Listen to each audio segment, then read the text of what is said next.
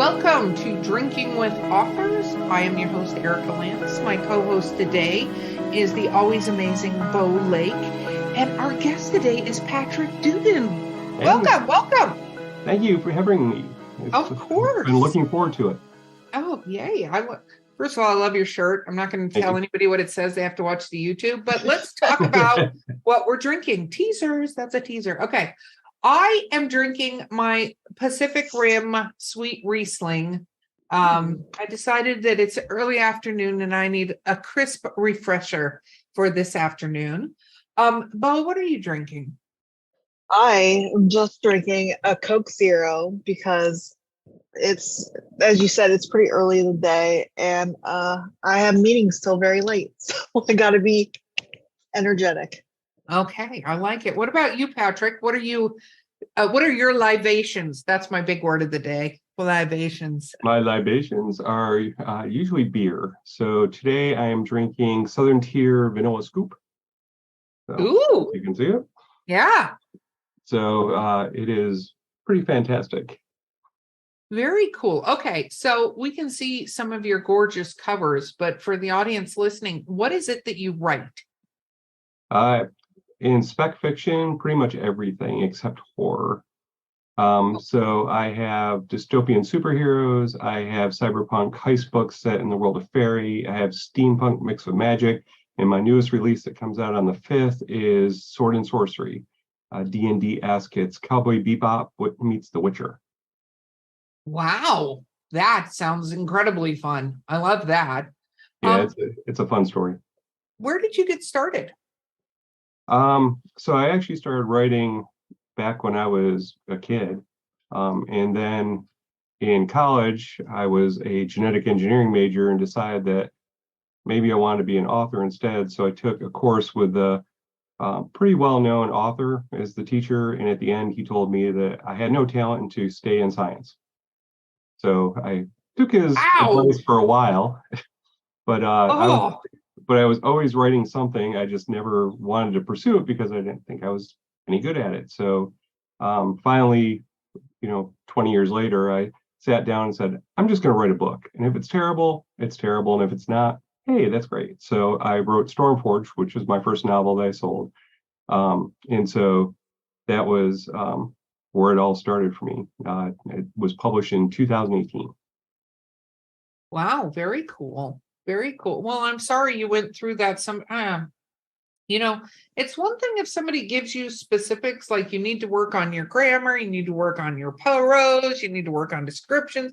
There are so many technical things with writing that absolutely give advice, but to go stick with science, I don't love that at all. No, I didn't either. Yeah. We've had a lot of authors say stuff like that too. Like somebody has come in and said like a really horrible thing to them, and that's kind of stopped their career for a little bit, and then they pick it back up. Yeah. And I think that can happen in artists in general. You know what I mean? Any sort of art. It's such a delicate part of the makeup of who we are that we forget how easily it can be trodden upon, like I'm very prolific today. Well, it's the wine, obviously, but no, I think that we forget how easy it is in something that is not a skill that's sort of something we need to have for a job or we need to have for something. It's very easy if it's something we're passionate about to kill it, right? So where did you get your first story idea? Were you a gamer? Where did all that fun come from? So Stormforged, my son Nicholas was obsessed, and that's not even a strong enough word, with Power Rangers. And so we were on, like our 80th day of nonstop Power Rangers, and I was washing dishes and it was going, and I was just thinking, I'm like, if I would lived in Angel Grove, I would either move or I'd kick the Power Rangers out because I'm tired of them trashing the city in every episode. And then I started thinking, well, it's the same thing with superheroes. So then this kind of idea came up of, what would happen after the superheroes who were all powerful lost? And how would that be to be one of the people who had a gift but couldn't use it because you were deemed a menace or an outlaw? And so I started kicking around that idea, and it kind of took a life of its own and came up with Stormforged. So it follows Tommy as he's trying to navigate high school and being bullied, but he's got a collar on, so he doesn't even know what his power is. They test all kids when they're 5, and so Oh, he doesn't know. And so all he knows is he's bad, and everybody, all the normal kids in school harass him mercilessly. And then he realizes his dad's going to be killed on reality TV, so he decides he's got to figure out a way to get him out. oh wow. So God, that's there's where that kind of levels to this, and levels and levels. But I actually love that concept, because I have to say it's one of the things I loved about Hancock was I didn't read the comic book it was based on. I did watch the movie, and that was one of my favorite things, because they did that a little bit in Avengers too, where they talked about the amount of damage that the Avengers had done and the lives that were killed. And it's so funny, but I don't think I ever even myself thought about that until I saw something. So it's so funny that you came to that realization watching this, because it's so true. We're like, oh, look at this cool thing, and they threw a tanker truck and did this thing, but then you're like, they literally just blew up infrastructure in the city. Like, how in love would people be with that after a little bit of time? What about the guy who owns the tanker truck? How is he feeling? Well, it's like Incredibles with superheroes were put out of business because of insurance claims. But this was, I always tell people, this is what happens after The Boys, because people just get fed up, with, and one of the main characters on the normal side of the world, his wife and child were killed when one of the superheroes grabbed the bus she was on and used it to crush, another, villain, and killed her in the process. And so, became his mission to take them down. So he thinks he's a patriot. So he just berates this poor kid, but he thinks he's doing it for the common good, not because he's a bad person. Well, I think that's what makes bad guys the best, is when they think that they're the hero of their story. I think when people don't write their bad guys to be the hero of their own version of the story, because there are some people that are just evil, and you can write a really evil bad guy. I think one of the greatest examples I saw of this is in the Sword of Truth series. Yep. There is a bad guy in the first one that's a pedophile and all this other stuff, right? And he was written where he's just terrible, right? Like a terrible, not good, knows he's bad human being that just has evil things. But a lot of times people try to write bad guys with this sort of like humanizing aspect without making it so that they're the hero of their own story, right? They're more just like this tool to have the good guy have a reason to be being heroic. Right. And that's weird. Okay, so when you first published, how did you publish? So I published through Falstaff Books in Charlotte. So I had shopped Stormforged for a couple of years, and the publisher, John Hartness, had read an early version of Stormforged, and he loved it. And he was like, this could be the next Harry Potter, go sell it. And so, and it was right after the big push for our like Hunger Games and drawing a blank on the other name. All the other YA kind of dystopian novels were coming out. Divergent, that's what it is. Divergent, that's it. Yeah. And so I haven't had enough beer. So I really thought, and then Brandon Sanderson came out with his kind of take on superheroes, and so I was like, oh, this is great. Part of the problem is what I've been told by many librarians and school teachers is they always love the fact that Tommy is male, because in YA it's almost exclusive female, and in urban fantasy it's almost exclusively female protagonists. So they're like, we don't have good male role models to give to boys to read in middle and high school. And I was kind of writing it for my son. So that's why I kind of went that route. Mhm. No, that totally makes sense. So how many books have you published so far then? With Ashen Orb, that'll be my 9th. I have 2 more novellas in the same series coming out in October and November. And then I have a new urban fantasy called Nexus Witches that's coming out next year. So that'll be 12. Wow. So running now on fire with this. Yes. So that's awesome. Where do you find all your inspiration? I just have an overactive imagination. And so a lot of times something will just trigger me. I was, for this series, I love The Witcher. And Cowboy Bebop is my all-time favorite anime. And I was like, The Witcher kind of hits on it a little bit where they pay him to kill the monsters. But I was like, what if there was actually like a bounty system, for these adventure groups? And so I started kind of kicking that idea around and came up with Shadow Blades, which is the Ashen Orb's first book in the Shadow Blades Chronicles.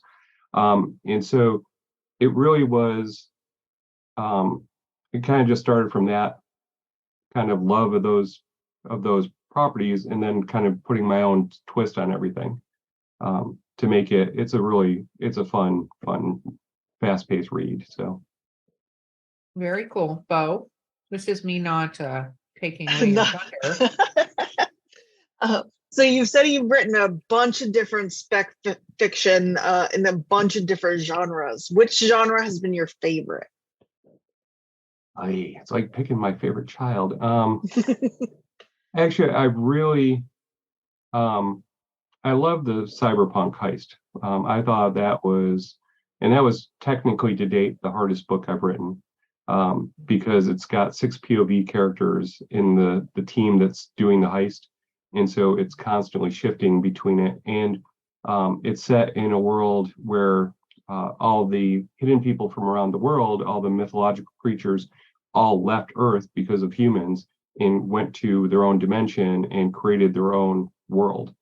And so in Hub, which is the city it's set in, it's 13 dragon clans rule everything. And so where the title comes from, you never steal from dragons because they will find you and eat you. So my dragons, though, actually start off as whelplings, the little tiny dragons, but then they actually morph into a human-esque form.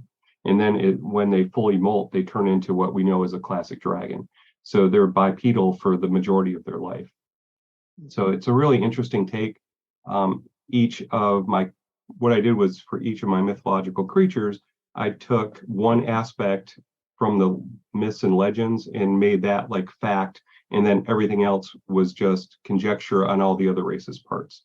So like my Kitsune, Salai, is the ultimate con artist. She can spin her tails around herself and it turns her into whoever she has met and is practiced turning into. So she can be anybody. So they're kill on sight because, who in the hell wants to, leave people who can like basically rip you off because they can spam anybody. Gelsey is my pixie thief. Nyx is my elven hacker. I have a Nagulin, who's the jaguar man who's out of Aztec. So that was just a lot of fun, a lot of research, but just a lot of fun to write and just real fast paced. Just really fun story. How did you approach researching for a heist? So I watched Leverage to death. So the idea actually came because Lee Barduga's Six of Crows duology, absolutely love. I think it's one of the best books ever written. And I was like, I really want to write a heist book, but I am not going into her sandbox because I do not want those comparisons. So I started thinking about it, and I was like, well, my kind of goal with all my books is to take what you expect from the trope and flip it upside down and then mix it in the blender and then pour it out and hope it comes out good. So that was much more fun than just trying to do another fantasy heist and not steal from Lee. So that's kind of where that came from. I have a question for you. I was hoping you were going to say you just rewatched all the Ocean's movies, because I think if you're going to pull off a heist, that's definitely one way to approach it, obviously.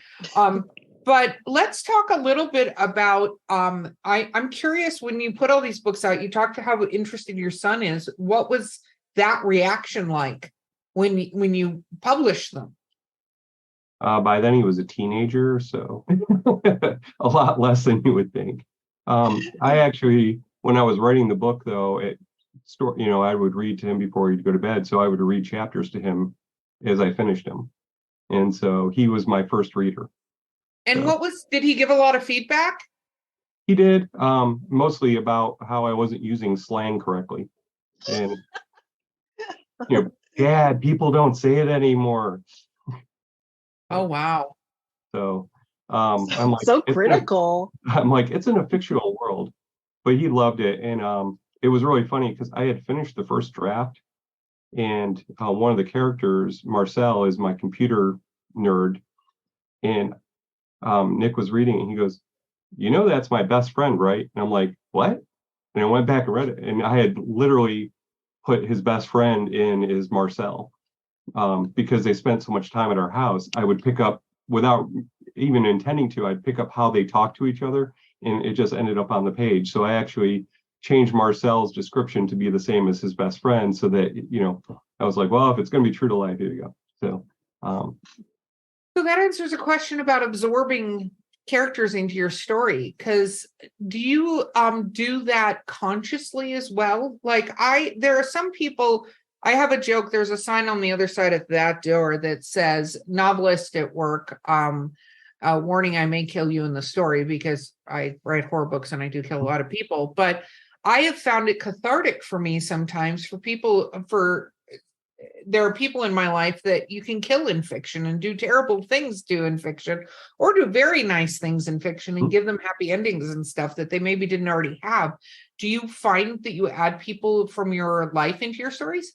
Oh, absolutely. In Unbreakable Storm, one of our best friends is very loud and gregarious, and so his dad had just passed away, and so his last name's Lamb, and so they called his dad Goat because he was too tough to be a lamb. And so I came up with Dr. Goat, which was named after his dad, but based on him loosely.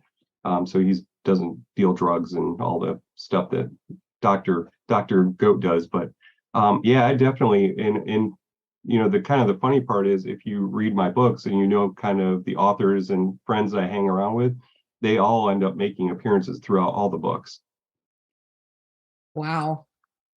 Well, and I think that's, something that is fantastic, especially when you tell them they're doing it, or do they recognize it when they read it? It depends. Some people, we have a friend whose name is Dino, who is we call him author Santa Claus. He comes to all the conventions, he always buys books, and he doesn't keep them for himself. He actually gifts them out to everybody. So he buys books from you and then gives them away, which is wonderful. He's just an amazing person. So in one of the Shadow Blades books, there's a dwarven archivist who is in charge of the archives of all the magic weapons and all the magical gear that the dwarves have collected. And so so it's based on Dino, and his name is Dino in the book, but it's Dino Lopple, 12 syllables, and then they said, we just call him Dino. And so there's a lot of that. It's like I like to give nods to the people in my life that it really helped. My wife is Warden in the Darkest Storm series, and she's like, it doesn't say my name. I said, it doesn't. They don't ever call her anything but Warden. So I said, I know who you are. You're thanked in the beginning of some of the books. I love that. Okay, Bo. You kind of said that you don't write horror, and you made a face. Why don't you like horror? Why don't you? What makes you not want to approach that genre? Let's roll back to the overactive imagination. It's like, when I read horror, I relive it when I go to bed. So it just is not my thing. It's like, and I just I always want, I do terrible things to my characters as it is, without having to add in horror aspect. My brain doesn't work that way, and I really just don't want to play in that playground and get it stuck in my head. So I just kind of leave it alone. That makes sense. As two horror authors here, we can definitely tell you about that playground, and that it's very much like Derry, with it in that playground. What about fan interaction? So let's talk about when did you first go to conventions with your books? So 2018, when Stormforge came out, I started doing the con circuit. Couple of year to start with. Now I do between 10 and 12. I think last year I did 13 or 14. It's just, I feel like it is the easiest and best way to get in touch with people face to face, and because there's a million books, and you look at Amazon, you scroll through, you can scroll for the rest of your life and not cover all the books that are there. And so I love going to cons, and I love meeting other authors and talking to them.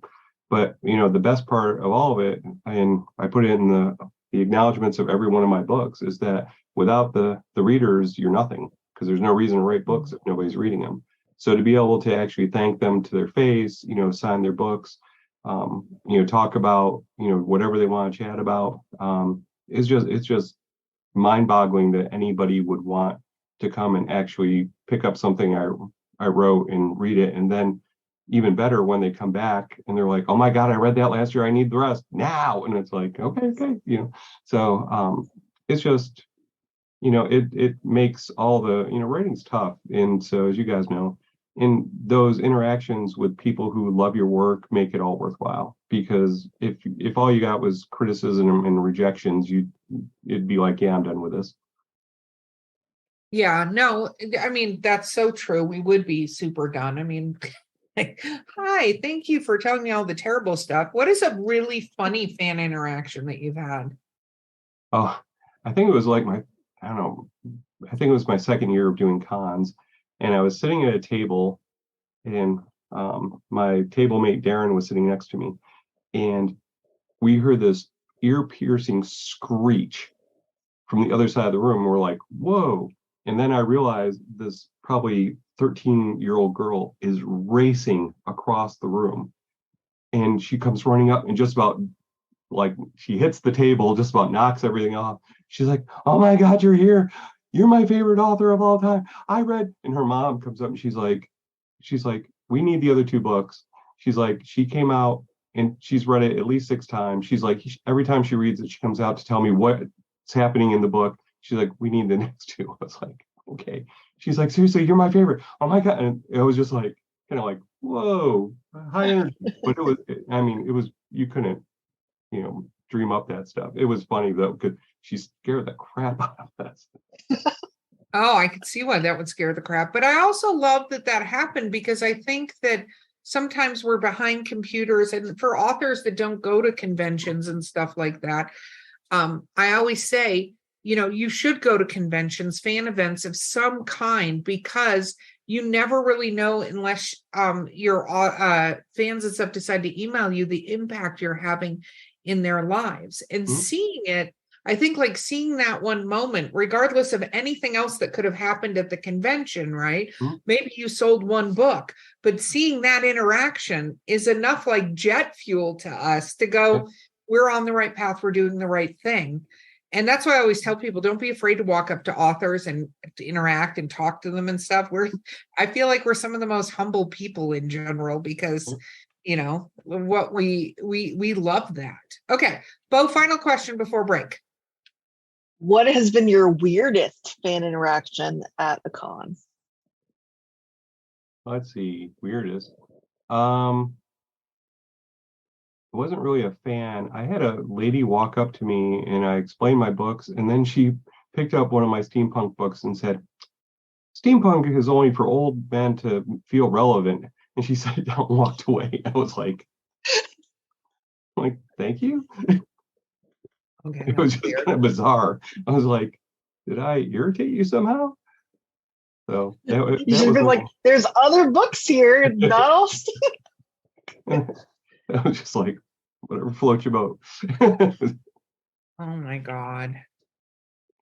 That's weird. Okay, we're gonna take a quick break because I think we've all had stuff like that. I love it when you can tell they didn't listen to what you actually said. They asked you, they didn't listen, and then they say some weird, obscure thing and walk away, and you're like, you weren't even listening to what I said. Okay, that's cool. Cool.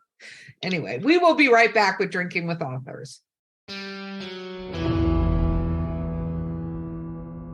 Hey, listeners. You know me, Eric Lance. You're just listening to me in the podcast that you have. But guess what? I'm doing something new.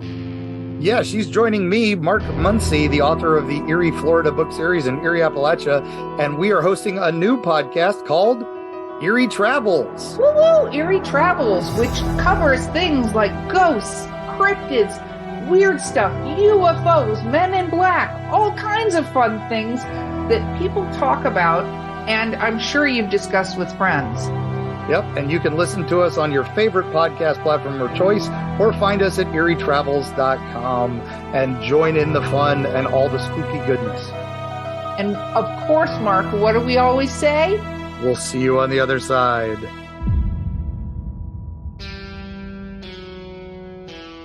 And we are back. Okay, so Patrick, what are you working on now? Right now I'm in edits for the next two Shadow Blades books. And then I've started a new novel in a new world that's called Ode of the Crypt. And it follows a girl whose name's Ode, and she is the person who works at the Temple of Death who wraps bodies for burning. And they live in a world that is a Japanese, Egyptian kind of mashup that never stops raining. So poor people get thrown in the sea for sea monsters. Rich people get buried under the temple. Everybody else gets burnt at the temple to release their spirit back into, the tranquil gardens. And so she realizes that there's somebody is murdering people, and they all have a specific mark. So she knows that something's going on. And so she's trying to figure out who's doing the killing and decide she's going to stop them. That is creepy as hell. Where the hell did that idea come from? I'm going to tell you, and you're going to laugh. Probably not. You should see where we get our ideas to kill people. So it's fine.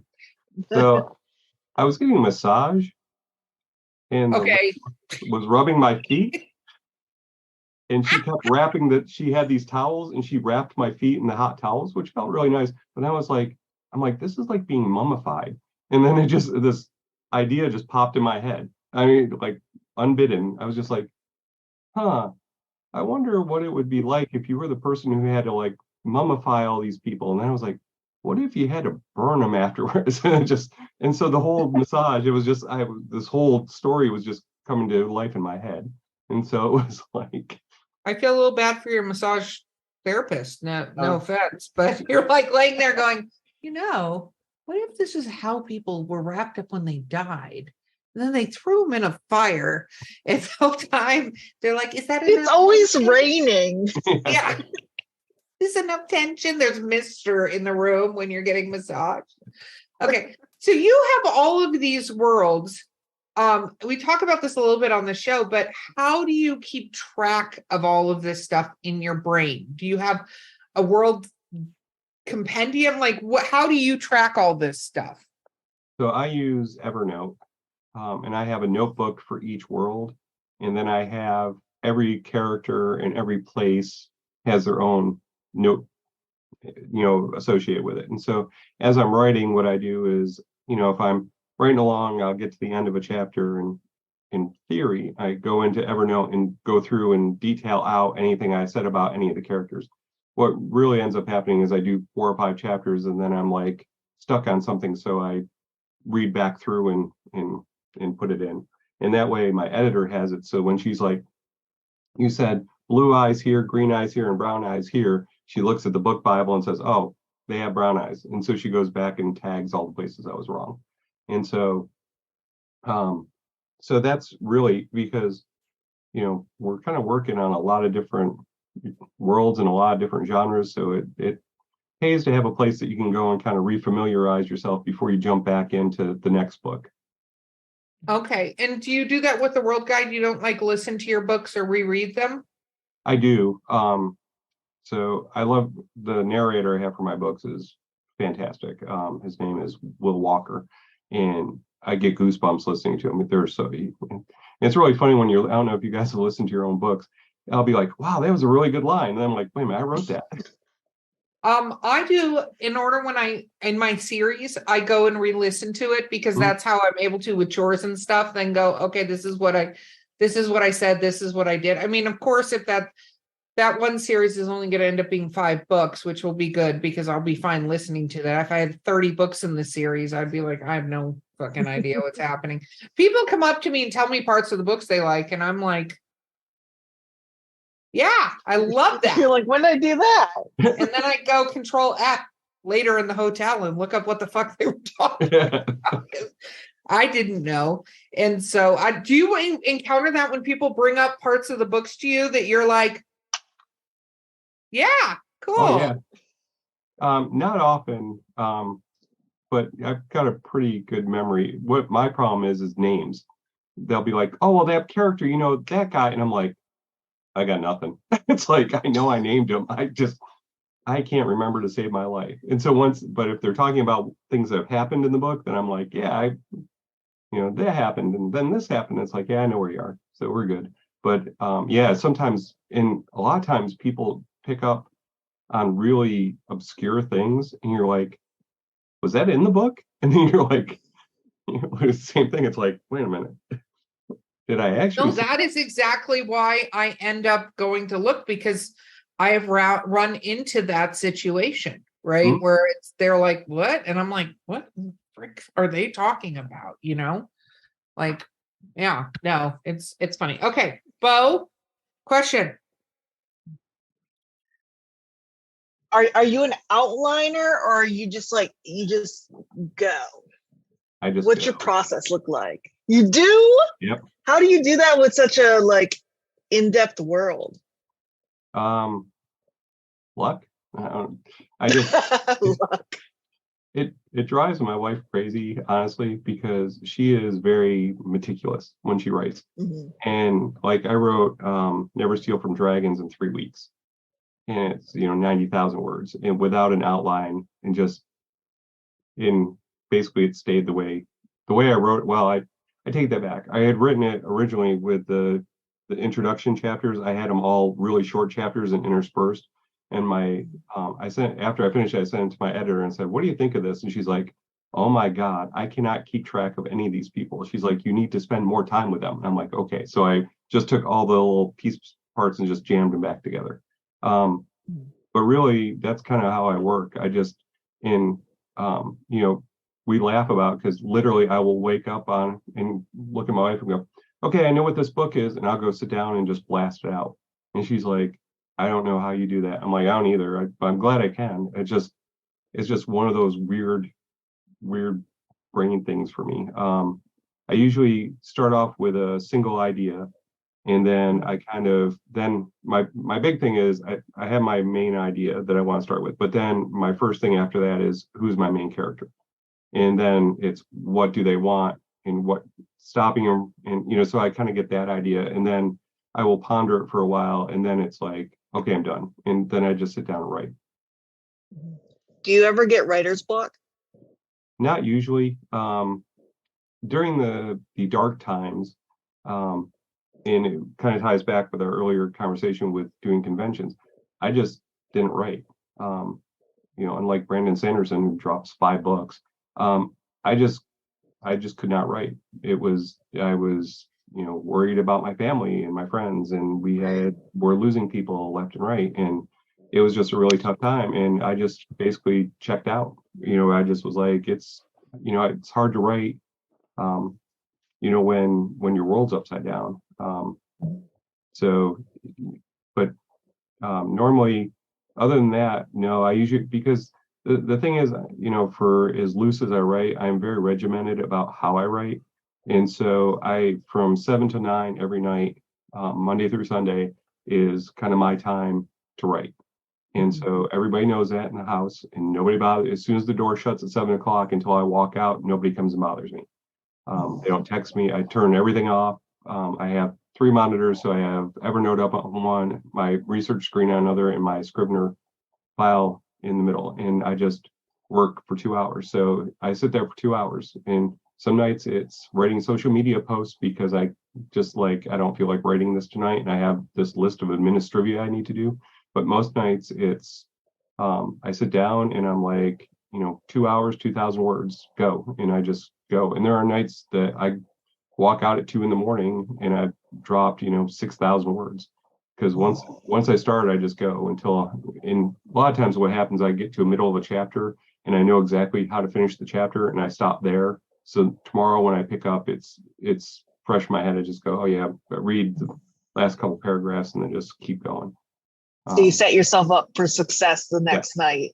And it's a lot of the little Jedi mind tricks that really help, I think, authors work through a lot of stuff. But having a regiment and holding myself accountable to that has made a huge difference, because Stormforge took me 7 years to write. Unbreakable Storm was like 5 months. Storm Shatter was 2.5, but I thought I had 6 months on deadline and I only had 2. I missed that one by a little bit. But the rest of them, it's just, I just sit down and write. And a lot of times, once I hit about that 2/3 part, I will do, I'll take a weekend and I will literally walk into close the door in my office Friday night at like 5 o'clock when I'm done with work, and I will write until Sunday night, and just knock out, 10,000 words a day. Very cool. Like Okay. I think we should do some literary briefs, Bo. What do you think? Those are my favorite questions. Okay, we're going into literary briefs. Okay, we got music now. No, Do we? Yeah, we have music now that just played, and you don't know that because we don't do that part. But yeah. Anyway, I hope it sounds cool. I've never heard it. I know, and whatever. Producers are the bomb. So, okay. First question, Patrick. What is your favorite book of all time? Oh God. I love that there's a pause because you said you listened to the show, so you know this is the question. I know, but it changes it's coming. every day. It changes. I'm going to say Neuromancer, since I already called out Lee Bardugo. Okay, why? It's a heist book, and when I read it back when it first came out, it was like world shifting for me. I'm a programmer by trade, and so reading Neuromancer and realizing like all the cyberpunk stuff, it basically termed everything for the internet age, was just amazing. And I read it over and over and find new things that I don't remember. And the idea of the dueling AI before AI was even a thing is just remarkable to me. Very cool. Least favorite book? It would be X Heroes by Peter Why Klein. is that? He has a lot of books, and I know a lot of people love them. I just don't connect with the characters, which is, part of a lot of Darkest Storm came out of reading Marvel for years and years, since I was 10, and then just reading I kept trying to find a good novelization in superheroes, and it just always let me down. So, because I feel like most people use superheroes as the power with a person attached instead of a person that has a power. I like that explanation. That's really good. Goes to my bad guy thing. Love it. Holds in perfectly. What about your favorite book or to movie TV show? Where do you think they did really, really well? Witcher. I love The Witcher. I think they in Cavill just nailed it.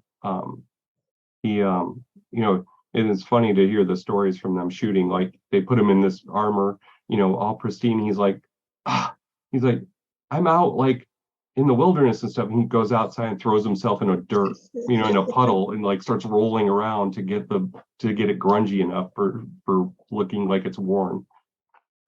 So I thought I they love that. I'm sad that he's leaving that series. It makes me super sad because Yeah, I me as think, well. his love of it. Also, I think you can see that sort of thing when people make shows when they really enjoy what they're making the show about, right? That they love the characters or whatever, even if it's a modification of it, whatever it is, you can just tell. And anyway, brilliant to me. Okay, what about least favorite, where you think they did a terrible job? It's not well, it is a book, it's a manga. Cowboy Bebop, the live action Cowboy Bebop, I thought was horrible. And the reason I thought, and I put this firmly on the writers because they tried to keep parts of the original storylines, but not they tried to like take the original storylines and then twist them around. And I'm like, either write the exact thing in live action from the anime, or take the characters that we love and put them in a new situation. Don't try to retell the same story because they were going to fail regardless. Because you just can't shoot the type stuff that the anime can do because they're drawing it. And I just thought that the writing was really bad, and a lot of the choices they made I thought was awful. Again, I kind of wonder who got a hold of that for a fan. And it's interesting because sometimes even when fans get a hold of properties and then make the stuff, I don't know whether it's studio intervention or it's just their perception of the story. They can still completely screw it up, but they're so thrilled with it. And you're like, is that because that's what you think that story was about? Right. And maybe, of course, maybe I'm wrong with what the story was about, but I go, that's what you decided to tell? Okay. Yeah. Interesting. Well, questions. Sorry, Patrick, go ahead. I just think that it was the writer's room. I think there were too many competing ideas, and they were trying to not just redo the anime. So, I mean, makes sense, right? Okay, Bo. What is your desert island book? That would be Wheel of Time.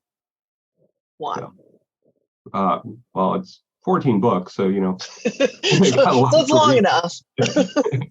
So you got a lot to read. But Jordan's another one that you can read it over and over and over again, and you find different stuff all the time.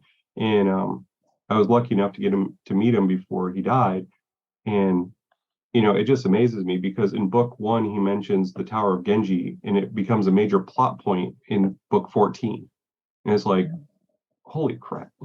Those are things that I don't tend to pull off as well, because unless I have the idea when I'm writing the first book, it's like, oh, crap, I didn't put that in there. So, yeah. What about if you could go into any mythological or any literal world? Oh my God, wine. Hello. The wine. Which one would it be? I've been thinking about that one. I actually like Modest's Recluse series. I really love, and it's because he uses chaos versus order instead of good versus evil, and I find that world to be really super interesting as far as if you're living in Recluse and everything is very ordered, and then people who don't quite fit in get kind of exiled out into the chaos world. I just find that there's so many great characters and so many great scenes in that book. I love. That's where I would go. I like it. Bo? I have a new question I just thought of right now. I like that. If you had to go back and rewrite one of your books, which would it be and why? I would probably go back to Stormforged. It was my first book, and I made some mistakes in Stormforged that kind of hamstrung me later on. And the other thing is some of the portrayals of a couple of the characters I think could have been stronger.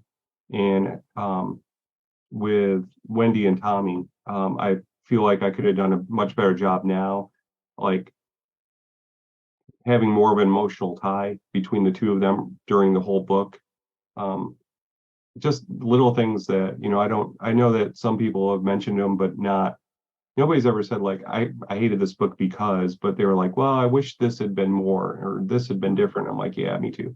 But that's the whole thing. It's like when you start off, you're kind of winging a prayer, it's like, you're, and it's just like anything else. If you look at anything you did a couple of years ago and look at it now with all the skills you've acquired, you're like, oh, I could do that better now. So, and I hope that, my one goal for every book is that I get better in some aspect.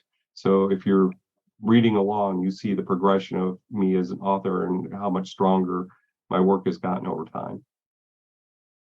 I think that's true with almost all authors. I think there's a very small percent that don't improve, but I think we all get better. And especially, you have a fairly large body of work. In another 10 books, you're going to have an even larger volume of work. And you go back and you look at book one, and I think we all go back and look at our previous stuff and go, oh, we should have done this differently. You know what I mean? Like, even listening to the audiobooks, like to your point, that's why I can't listen to my audiobooks.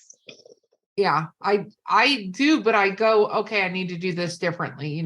I know this stuff I need to improve upon. Yeah, and So for me, I use the same editor for all my books now. And so, she points out like, you could be better in this area, you could be better. And so like each book, I basically say like, this is what I want to work on in this book. So I want to be more conscious of, in this series, it's having more internal thoughts for my main character because it's deep third POV. So, I did not, so in edit, she was like, you really need to have a lot more internal thoughts so that it brings the reader into her experience and not just, you're not just getting a superficial read through. So that's why I've been working on this series. And I think it's been really successful in book one, and it's gotten better as the series goes. So very cool. What about, oh, you just shrunk suddenly on my screen. I was like, where did they go? It's fine. I'm super pretty today. What about your favorite flavor of ice cream? Geez, it's usually mint chocolate chip, unless I'm at Cold Stone, and then I go for the peanut butter chocolate. They put real peanut butter in it. It's really good. But the rest of the time it's mint chocolate chip. Okay. And weird food combination. See, none of it seems weird to me. My dad I mean the stuff, because it doesn't seem weird to most of us, but I'm talking about the stuff people go, what are you eating? Like that. That's the weird food combination. So my dad growing up always made peanut butter and mustard sandwiches. And so they're actually really good. And every once in a while I just get that kind of, I really want one of those. So that's probably the weirdest thing. What kind of mustard though? French's. Peter Pan peanut butter on white bread with French mustard. The French's yellow mustard. I can't even imagine it. What would it taste like? Yeah. It's kind of like tangy peanut butter. Okay. I think we're You all shocked us to silence. You did. I was like, I was literally trying to envision what this would taste like. Because one of my favorite things is pretzels with peanut butter on them. Like, just good. Yeah. But I'm trying to imagine the okay, no, not pretzels with mustard on them, not peanut butter. Wow. Okay, good. Bo, ask some questions. I'm apparently losing my mind. It's fine. Well, let's keep going with food. What is your favorite writing snack?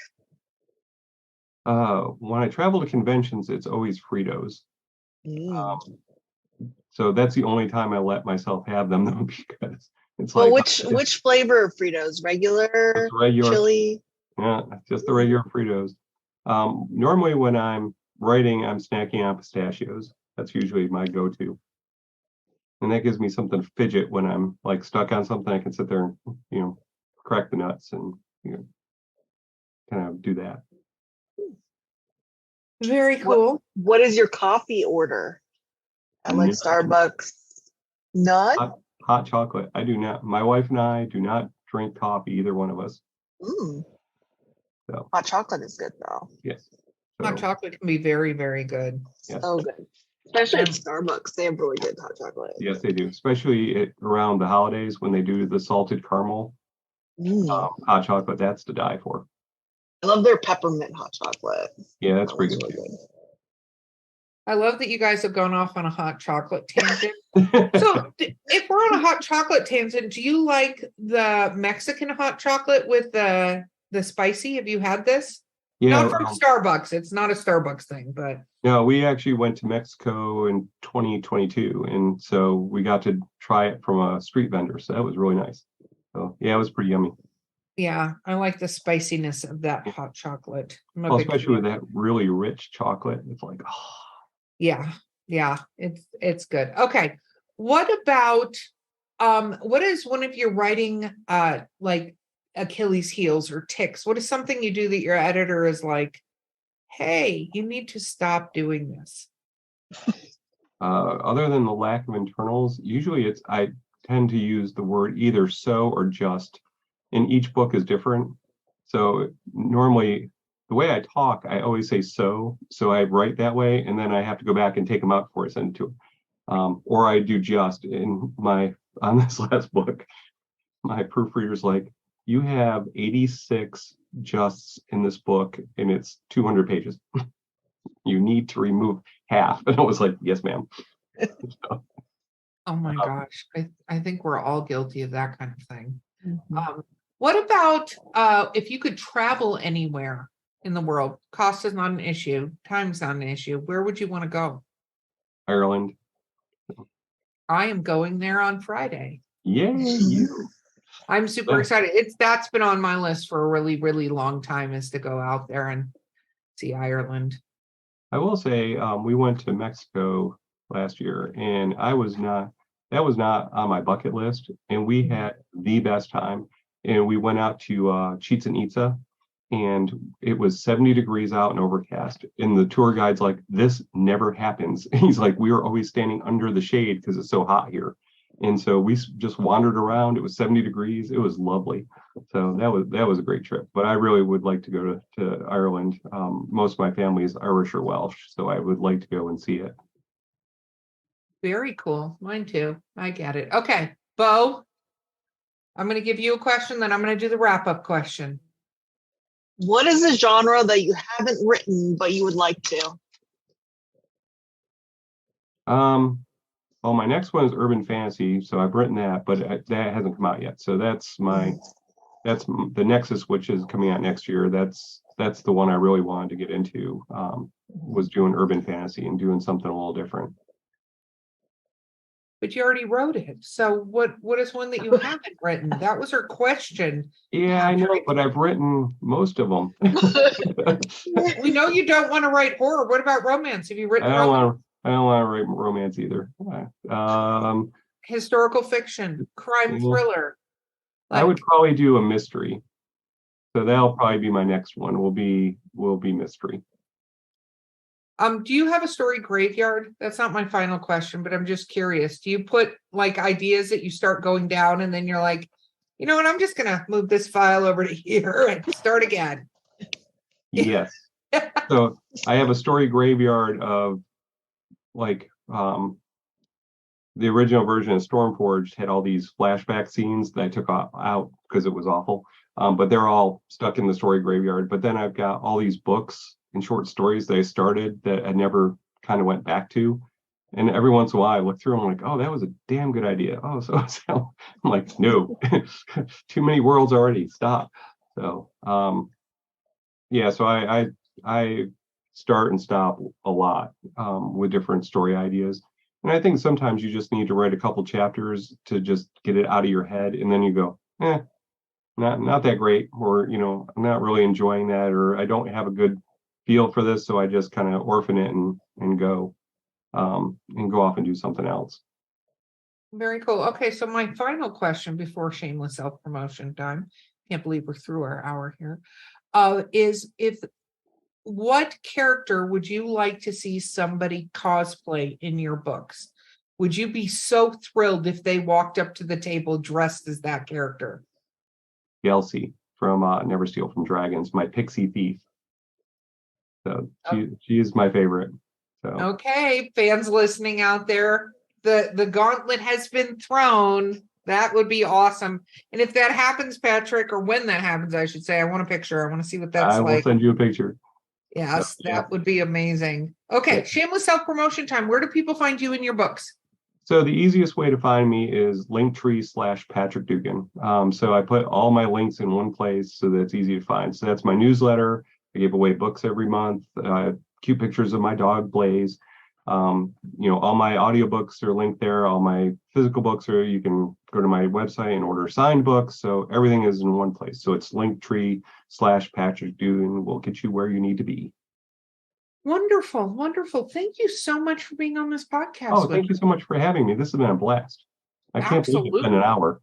I know. I was like, okay, only because I get yelled at if I go over time by my producer. It's fine. You don't want to get yelled at by the producers. You really don't. You No. don't. Okay, so this has been Drinking with Authors, everyone. I have been your host, Erica Lance. My co-host has been the amazing Bo Lake. Do not forget to like, subscribe, review, hit all the buttons. You're listening to us now. There's buttons to be hit. And our guest has been Patrick Dugan, and we will see you next time.